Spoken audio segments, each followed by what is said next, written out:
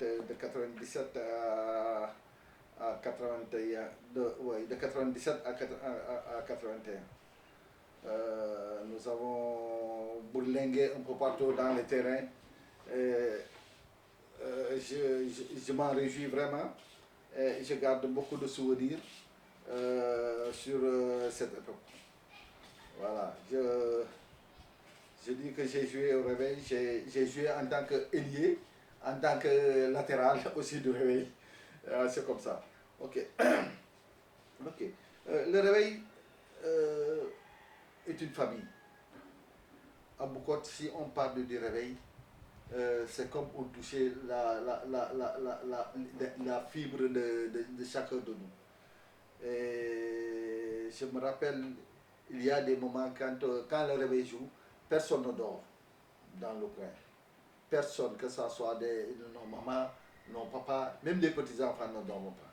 Tant que le réveil ne revient pas, nos mamans ne dorment pas. Parce que il y avait cet engouement, il y avait il y avait cet amour du réveil. On sentait, même à travers les enfants, que le réveil, qu'ils avaient le réveil dans le sang. Parce qu'il suffit de parler un peu du réveil, de quelque chose de mal placé, tu vois la réaction de ces enfants. Voilà, une fois de plus, ce qui montre que le réveil est dans nos cœurs. Le réveil est toujours, il sera toujours le réveil et il restera toujours le réveil. Le réveil a eu de très grands dirigeants. Certes, le réveil a eu une très grande équipe, mais aussi le réveil a eu de très grands dirigeants.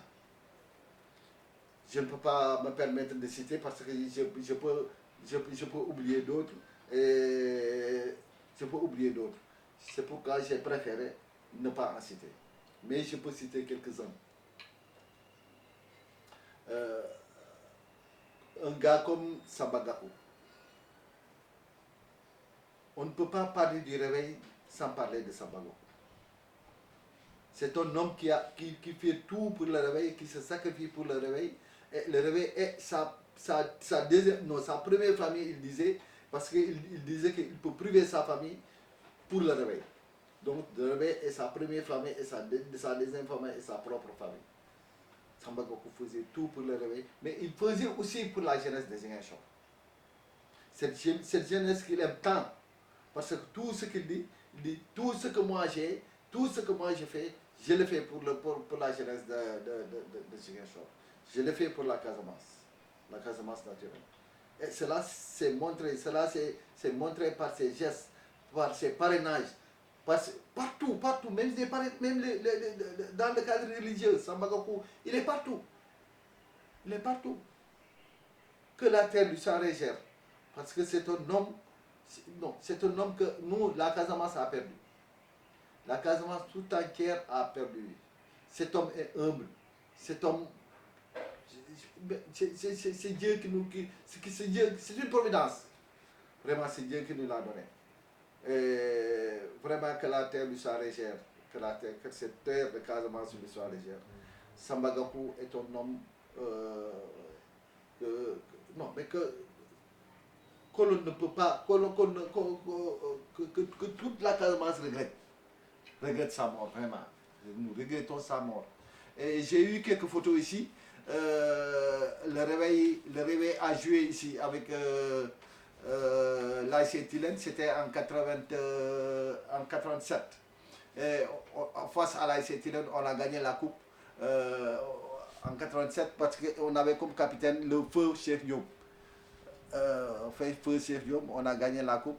Mais en 86, l'AC Tilène nous avait gagné. Nous avons gagné en finale aussi. En 87, on les a gagnés aussi en finale. Il y a eu des joueurs, il y a eu beaucoup de joueurs aussi. Ça, c'est une équipe de 87 aussi. C'est l'équipe de 87. Ça, c'est l'équipe de 87. C'était une équipe formidable. Une équipe soudée. Une équipe qui faisait la fierté de Ziguinchor et celle de Bukot. Ici, ça, ce sont les supporters. Je me rappelle, c'était la finale, c'est l'égalisation du réveil contre l'AC Tilène.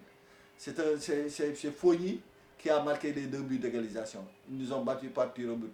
Nous avons raté les 3 premiers tirs successivement. Il y avait Guet qui avait raté, Babo, il y avait Nicolas. Voilà, on a raté successivement les 3 buts. Voilà. C'est comme ça, mais ils nous ont gagné par tir au but. Mais on avait une équipe formidable. On avait aussi une équipe féminine. Dieu a fait que c'est moi qui prenait garde de ses filles. C'était en 82. 82, c'était l'équipe féminine du réveil.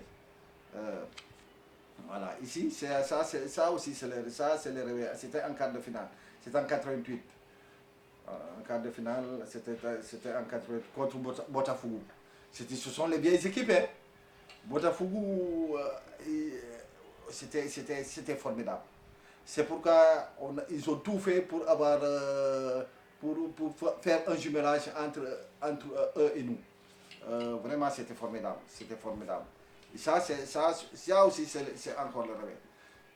C'était un match qu'on avait joué avec l'ASC Seymour. On les avait battus aussi. On les avait battus. C'était des moments pathétiques et vraiment, ça nous rappelle beaucoup de choses. Ça nous rappelle beaucoup de choses. Ici, il y a Umberto.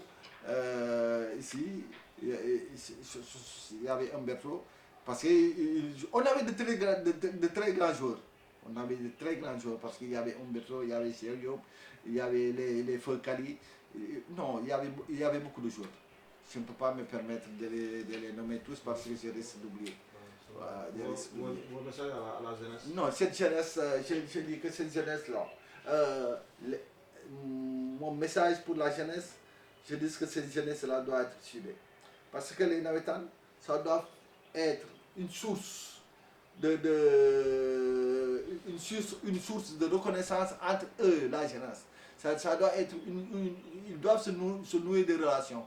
Mais les Navetans ne sont pas faites pour se tirailler ou bien pour se lancer des pierres. Non, les Navetans doivent servir à faire une connaissance, à lier des liens entre jeunesse, c'est à partir des Navetans qu'on peut se connaître. C'est à partir des Navetans qu'on peut s'unir. C'est à partir des Navetans qu'on peut nouer des relations. Mais les Navetans, ce n'est pas seulement le football. Les Navetans, ça doit être le théâtre. Ça doit être l'athlétisme. Tout ça, ça doit englober les Navetans. Mais on se focalise trop sur le football. Et on laisse la culture à côté. Ce que j'invite à cette jeunesse-là, c'est de faire vivre aussi, c'est de faire revivre, comment dirais-je encore, de la culture, cette culture. Si cette jeunesse-là fasse revivre cette culture, je sais qu'avec ça, nous aurons loin et ils pourront faire quelque chose. Vos derniers mots? Mon dernier mot, c'est de dire merci. Merci à cette jeunesse. C'est surtout cette jeunesse de Ziguinchor. C'est une jeunesse dynamique, une jeunesse reconnaissante. Mais cette jeunesse-là doit encore redoubler d'efforts. Parce que je dis que nous ne comptons que sur eux. Cette jeunesse, nous ne comptons que sur eux. Ils doivent redoubler d'efforts. Cet esprit d'animosité doit être écarté complètement. Complètement écarté. On doit normalement nouer des relations entre jeunesse. Parce que c'est la Casamance est la région la plus cosmopolite. Il y a toutes les races, toutes les ethnies. Pourtant, on collabore bien, on s'amuse bien, les relations sont toujours là. Nos papas, c'est ce qu'ils savaient et nous devons, à notre tour, ne pas laisser s'effriter ce patrimoine. Parce que je dis que c'est un patrimoine. Voilà, c'est ce que j'ai à dire à la jeunesse, qu'ils s'arment de courage et que nous ne comptons que sur eux. Ok, merci beaucoup. Merci, merci.